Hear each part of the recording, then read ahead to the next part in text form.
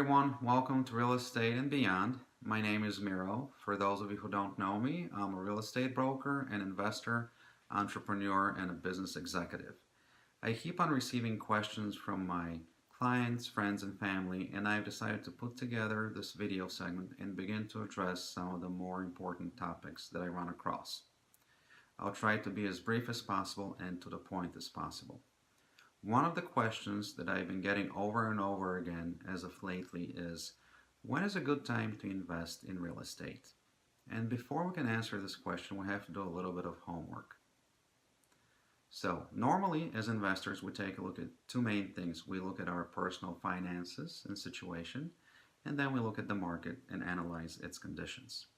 When it comes to the personal side of things, one of the more important questions that we try to answer is, do I have sufficient amount of money to secure the investment that I'm interested in? And once we determine that yes, we have enough money to secure whatever it is that we're trying to invest into, we kind of walk away from the personal stuff and then place all of our attention onto the market. And let me tell you, we spend a lot of time trying to figure out what's going on in the market. We look at the current trends. We determine if it's a buyer's market or a seller's market. We look at the housing inventory. We look at the interest rates. Are they trending up, trending down? And we go on and on and on and on and on. And we spend an insane amount of time trying to figure out and predict what will happen in the future. And I'm here to say this is normally where we get ourselves in trouble.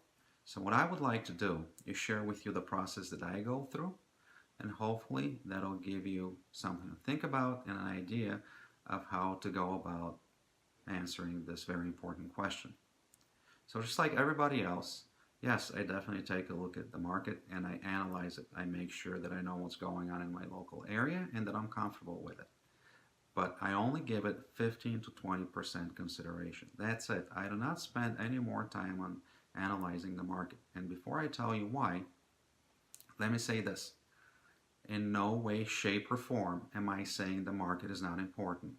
I'm not saying ignore the market. I'm not saying disregard the market. All I'm saying is do your homework and research when it comes to the market and give it its proper consideration, and then leave it alone.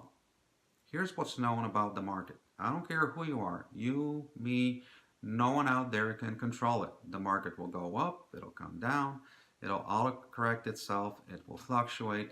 We cannot control it. If we could, here's what I would do. I would invest in one property, turn around and sell it for $1 gazillion and retire, and you'd never see me or hear from me again. Unfortunately for me, that's not how it works. Another thing that we know is when we look at certain people, regardless of the market conditions, they always tend to make money. And again, when we look at some other people, no matter what the market conditions are, they tend to consistently lose money. And lastly, I believe that the market is nothing more than the icing on the cake. It's the cherry on top. I believe that we as the investors, we're the cake itself. We're the ones who make this thing work. We're the ones who determine what happens. Now, don't get me wrong. I'd love, as an investor, to get favorable conditions when I invest. It means higher profits. But unfortunately, there's no guarantee. There's nothing out there that can guarantee me that. So instead, what do?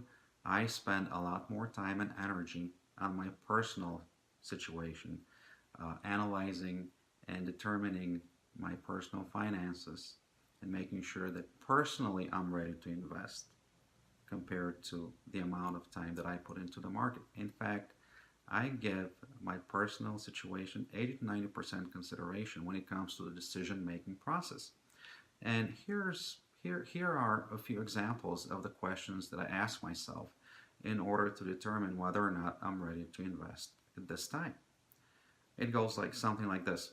If I were to invest an X amount of money into a property, and let's pretend that the worst thing happened, it went belly up and I lost my entire investment, where would that leave me? Would that merely set me back, or would that put me in a situation where it might wipe me out and put my family in danger? What am I actually trying to achieve by investing? What are my objectives? What are my short-term goals? What are my long-term goals? Why am I even doing this? And yes, we all know why we're doing this. We want to make some money, but there's more than that. There's got to be more to it than just I want to make a profit. And once you start asking these questions and digging a little bit deeper, some of the answers will start to present themselves. Another question that I believe many times we neglect or even forget about is, what is my exit strategy? How do I plan on getting myself out of this deal without losing money and actually making a profit? And some of you might sit here and say, well, Miro, you're talking about getting into investing, but at the same time, you're telling us to get out. Yes and no. All I'm saying is that I need to have the contrast. I like to have that different perspective. It has always helped me out and served me well over the years. And here's what I mean by this. Every time I'm thinking about buying, I'd like to look at the transaction from a seller's perspective, and vice versa. Every time I'm thinking about selling, I like to walk in the shoes of the buyer. Why? Because that way the chances of me missing something are much lower. Now, that being said, many of the experts out there, when you ask them the question, when is the best time to invest in real estate, will say, now is the best time. There is no better time than now. What are you waiting for? You're missing out on things. And I'm here to say, not so fast. Now may very well be the answer for you, but only after you have given your personal finances and situation proper analysis and assessment and have given the market condition its proper consideration. Now, I hope I've given you something to think about and something to put you on the right path to answering this very important question. If you have any feedback or other questions, I'd love to hear them. Please feel free to reach out. Until next time, thanks for watching.